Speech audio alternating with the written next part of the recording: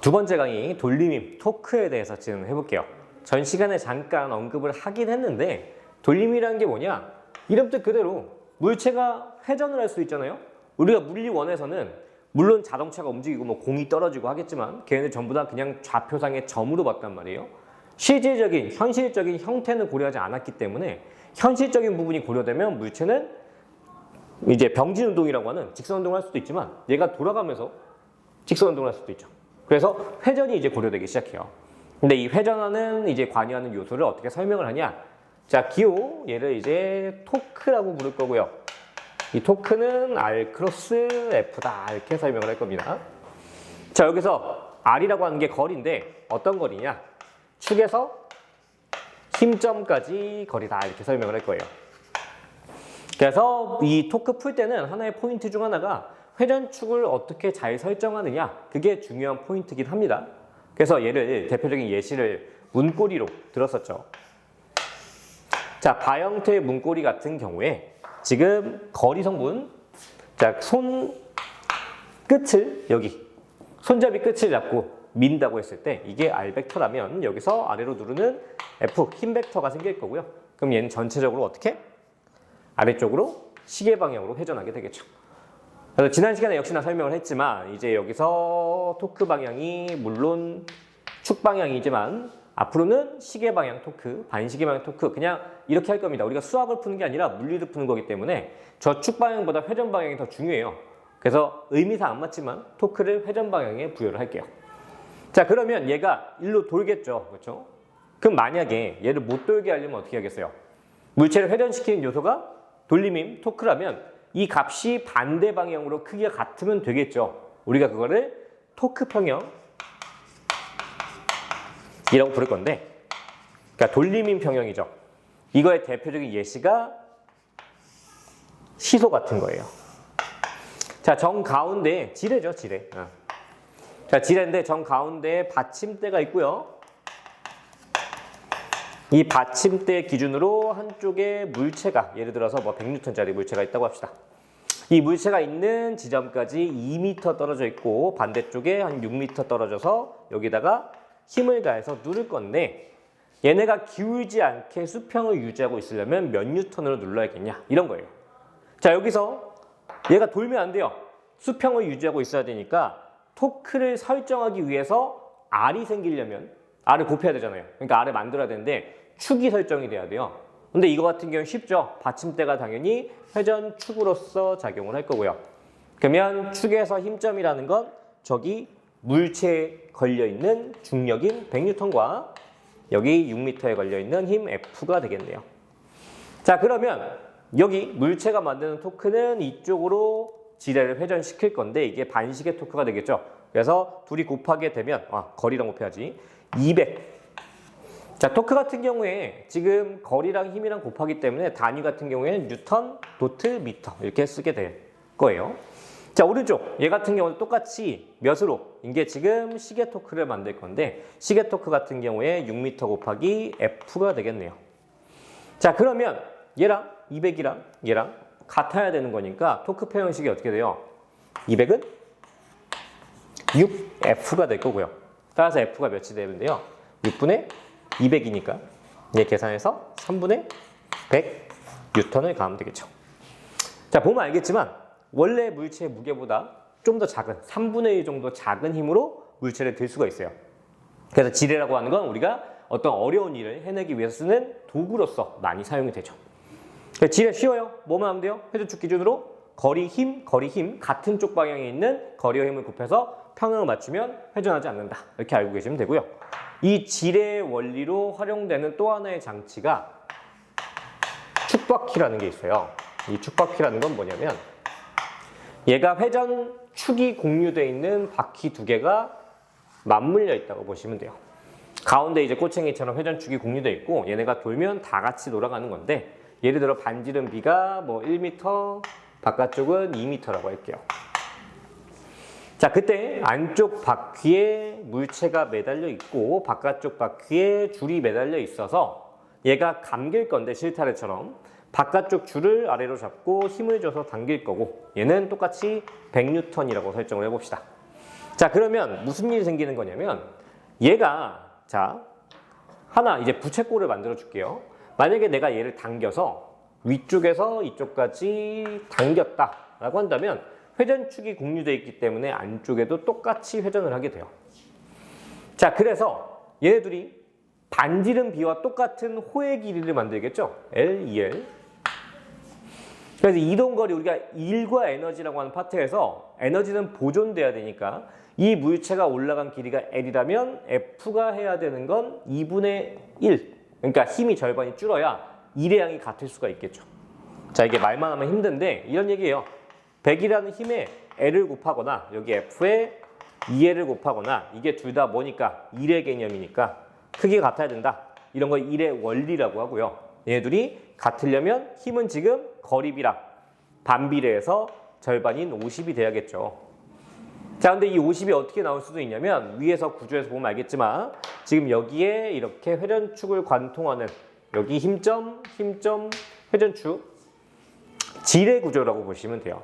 그러다 보니까 거리 1m, 2m 이렇게 봤을 때 1 곱하기 100은 2 곱하기 F 이렇게 해도 F가 50이 나오죠. 같은 관계예요. 그냥 어쩌다 우연히 숫자가 맞는 게 아니라 이런 개념에 의해서 얘도 지레식처럼 토크표 형식을 그대로 적용해서 풀 수 있는 문제입니다. 그래서 반지름 B와 작용하는 힘의 B는 반비례 B다. 이렇게 알고 계시면 될 것 같아요. 자, 여기서 가장 많이 쓰는 문제 유형 중 하나가 이제 우리가 역학적 평형이라는 거 할 거예요. 자, 이게 뭐냐면 자, 역학적이잖아요. 우리가 그동안 했던 평형은 두 가지가 있어요. 하나는 힘의 평형, 그 다음에 지금 방금 한 돌림인 평형, 토크 평형 두 가지가 있는데 그 두 개가 물체에게 동시에 형성되어 있는 상태를 합쳐서 힘의 평형과 돌림인 평형 하나만 있으면 안 되고요. 둘 동시에 형성되어 있어야 역학적 평형이라고 풀 수가 있어요. 그럼 당연히 어떤 상황에 대해서 식이 두 개가 나오겠죠. 힘의 평형식과 돌림의 평형식 두 가지가 나올 건데 그걸 연립해서 푸는 게 대부분의 풀이 스타일입니다. 자, 여기서 잠깐 짚고 가야 되는 게 뭐가 있냐면 무게중심이라는 개념이 있어요. 이것도 깊게 파고들면 참 어려운 개념인데 우리는 대부분 푸는 문제에서 이 무게중심을 따져야 되는 물체가 대칭형 물체밖에 안 나와요. 예를 들면 이런 막대기 같은 경우에 이제 거기 가로치고 밀도가 균일하다 이런 것도 주는데 밀도가 안 균일하면 한쪽에 질량이 쏠려 있을 수도 있으니까 전체가 밀도가 균일하다면 이 전체적인 예를 들어 뭐 10kg짜리다 라고 봤을 때 이 10kg가 구조물의 정중앙에 대칭성을 이루는 중앙에 그대로 모여있다 이렇게 봐도 상관이 없는 거죠.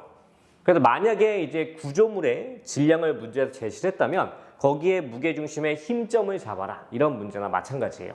그래서 이게 평소에 안 풀던 스타일이기 때문에 누락해서 이제 식을 진행하다 보면 항상 틀리는 원인이 되긴 하죠.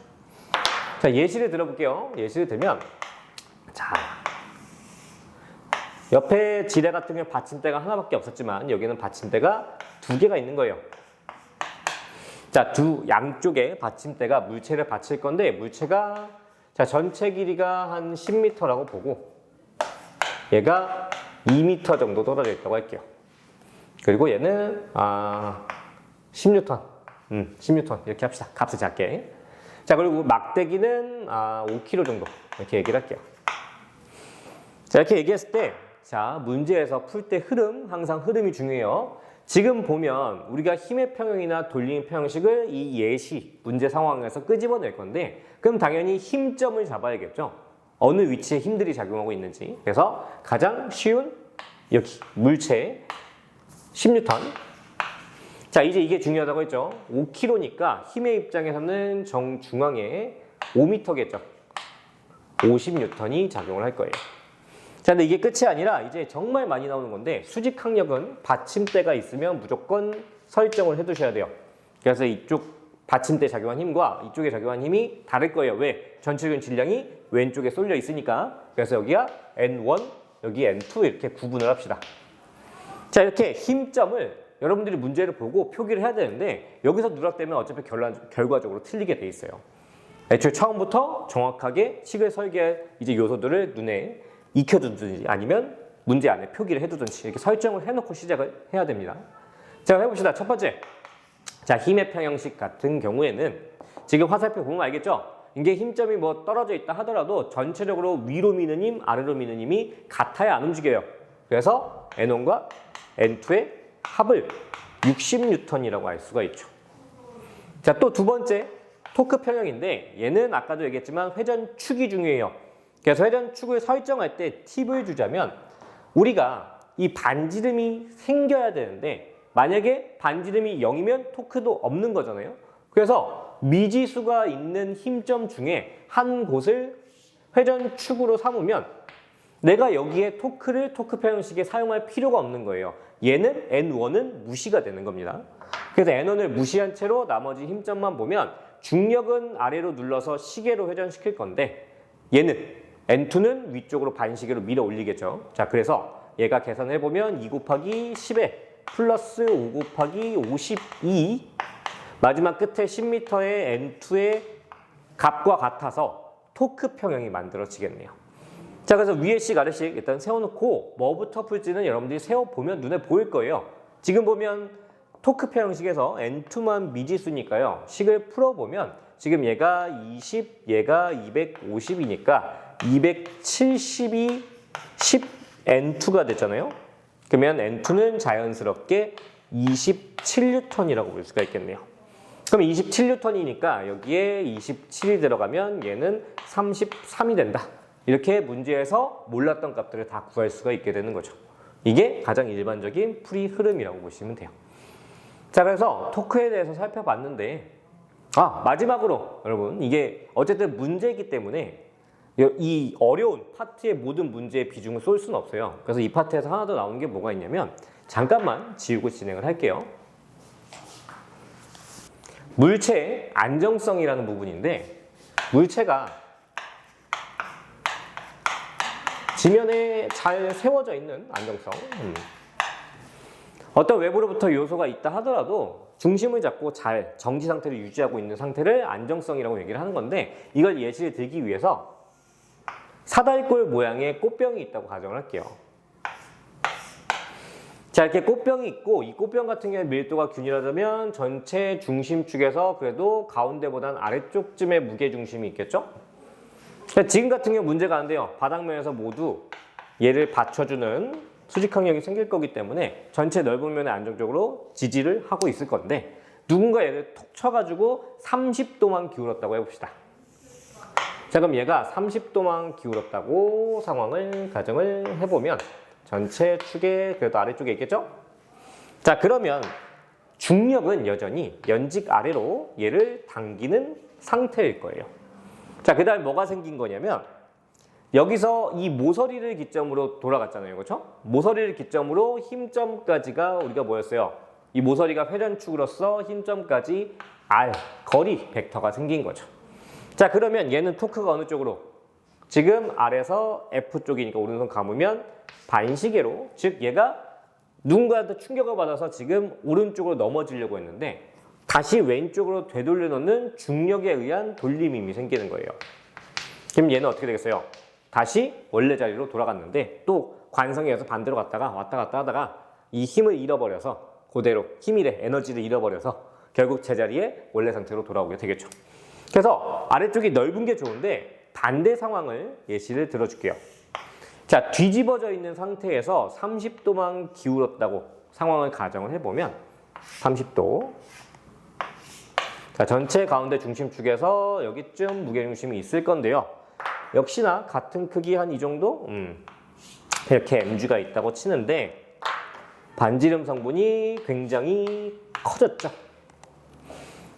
자, 중력은 변화가 없지만 이 모서리로부터 회전축으로부터 힘점까지 거리 벡터가 커졌어요. 그리고 심지어 얘가 토크가 이쪽으로 형성이 되네요.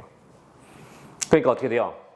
외부 충격에 의해서 오른쪽으로 기울었는데 오히려 중력이 걔가 넘어지도록 당겨 내리는 상황이 생기는 거예요. 그럼 얘는 당연히 이 이후에 넘어지겠죠. 책에서 얘기하고 싶은 건 뭐냐? 물체의 무게중심이 아래쪽에 있을수록 안정성에 유리하고 외부로부터 힘을 받았을 때 이 R벡터가 자 상상을 해보세요. 돌아가다가 어느 순간이 올 거냐면 예를 들어서 뭐 이런 순간이 오겠죠. 이게 잘 될런지 모르겠는데 오케이.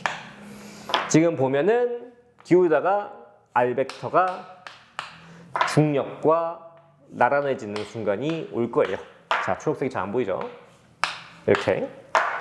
자, 그러면 이 상태에서 이 상태까지 지금 대충 봐도 한 60도 가까이 될 것 같은데 이렇게까지 기울어야 R벡터가 시계바늘처럼 돌아가다가 중력을 반대로 이렇게 넘어지는 쪽으로 밀어서 얘가 넘어지는 토크가 형성이 될 거예요. 그러니까 아래쪽에 있을수록 그 시점까지 회전각이 굉장히 크다고 볼 수가 있고 얘는 회전각이 작았다고 볼 수가 있죠. 오케이?